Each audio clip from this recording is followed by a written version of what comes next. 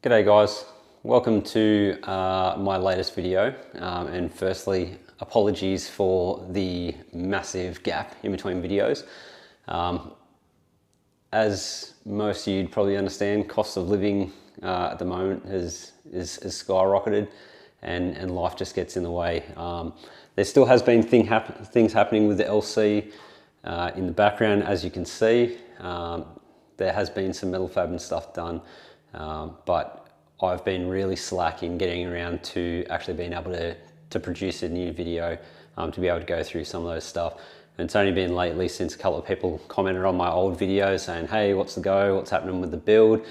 And I was like, yep, I really need to pull my finger out and give a bit of an update. So car is off the rotisserie, as you can see. It went to Steve's workshop, Steve Resto's here in Rockingham, and got the front end put on. So both front guards and the nose cone was on, and also we sort of fixed the issue that we had with the panel behind the passenger door here. So I will bring the camera down and we'll go through a bit of a walkthrough on what sort of has been done. Front end pretty much good to go now. The headlight surrounds and the grille are only just sitting there, and they're not even bolted in. They do need to be restored and fix some dents and stuff in there, and that way we can start getting all the gaps and stuff put in there. So if you're when we're walking through the video and you see like massive big gaps and stuff in between here, it's not finished. It's literally, I've just sat them on there and just pushed them in there just for looks, and that way when I come out and look at the car and don't actually do anything with it, I sort of feel a little bit better about myself that I'm not doing things as quick as what I should. Yeah, so I will bring the camera down, and then we'll go through some of the things that has happened over the last 12 months. All right, so as I mentioned, the car is now off the rotisserie, which gives me a lot more space in the garage. So when it went to Steve's Resto's, Steve Harvey, he put all the front end together for me. He also put it on this dolly system for me. So at all four corners, they've got heavy duty swivel wheels, and it's got a brake on each corner as well. So in that way, I can move it around the garage and lock it into place anywhere out of the way.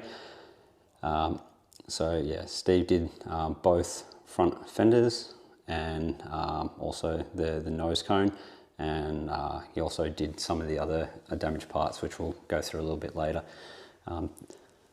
This front grille that I got, very happy with this score. So I picked that up off eBay down near Bunbury for $900, and compared to the original grille that the car come with, this one is in so much better condition. The other one had a lot of broken fins and some missing parts, whereas this one doesn't have any broken fins or any missing parts at all. It's just got a couple of drill holes in the center section that I'll get fixed. But other than that, the grille is in awesome condition and absolutely great price. Like from what I've seen of secondhand parts posted on Facebook and stuff, of people trying to sell theirs, like could probably sell this grill for a couple of grand if I'm going off what other people are asking for theirs.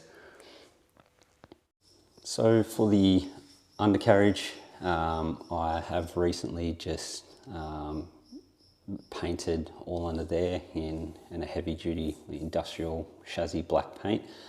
I need to get this done as soon as I can, so I do have a Castleman Rod Shop chassis strengthening kit, which you can just see down to the right hand side of your screen there. The rest of the parts for that is actually inside the car, as I've been using it for storage. It was quite a difficult task to get done, because it would have been really great to be able to do that while it was still on the rotisserie, but didn't really think that far ahead for the undercarriage.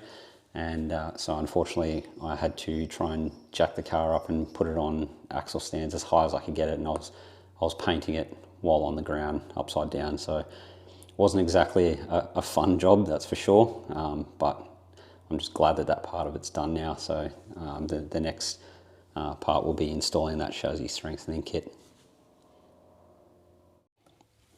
And here we can see on the passenger side, so again the front fender all welded in on that side, and tried to get the gaps with the door as good as possible, as good as we can get it.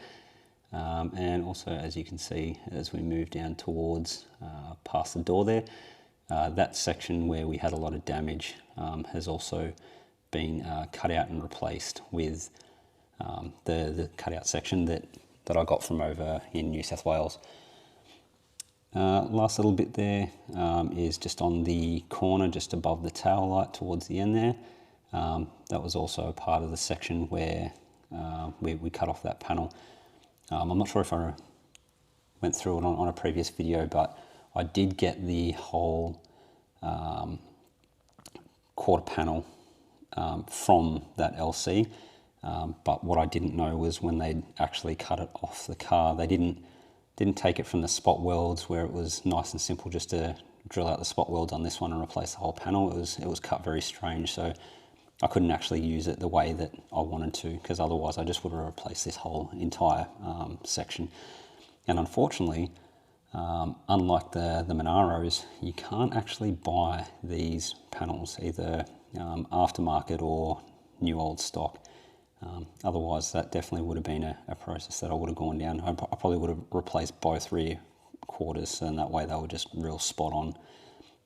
But you probably can't pick it up on camera too much, but just where that was cut out, like there's still a bit of weld, and they'll still take a little bit of smoothing from a panel beater to be able to get that perfect and make sure that quarter looks really good. On the front windscreen here, so those dodgy repairs where there was flat bar welded in, you can see they've been all cut out and repaired again by Steve.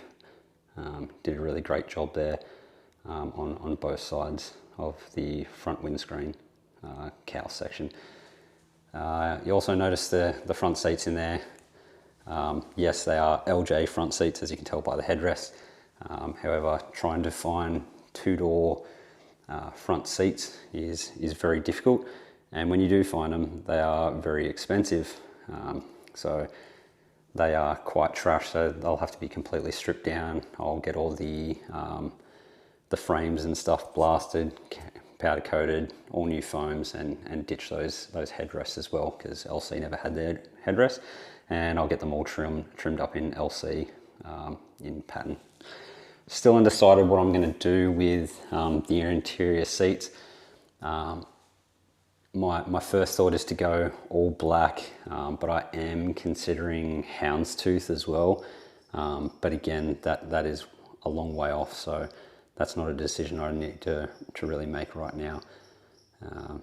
But yeah, more talking about the metal fab there, which, yeah, really happy with how that window section turned out. And the back is done as well, so I'll flip the car around so we can have a look at the back. So as you can see here, this is what I was talking about. Just still requires a little bit of a tidy up where we had to cut that panel out. I'm sure that'll be able to be fixed without too much difficulty. Just glad that most of that damage is all gone. That was all down through this section. There was a really dodgy repair and a lot of filler. So back down towards this corner, same sort of deal. Take a little bit of tidying up. But again, that's looks much better than what it did. All this section was all dented in. I got some tail lights, which I'm going to get restored, and then that way, once they're restored and I know they're all straight, I'll give them to the panel beater as well.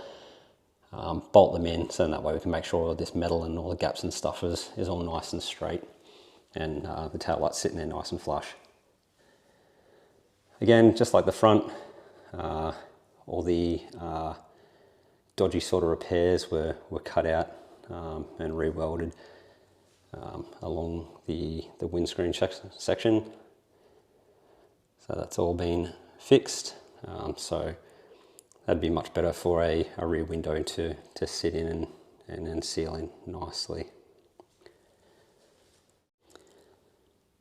Alright, so hopefully that sort of ticks most of the boxes about what has been happening with the build over the last 12 months or so. I haven't yet picked a panel beater for the car to go to around the local area. So I'm looking around like the Rockingham-ish sort of area, because I live sort of closest to that more than anywhere.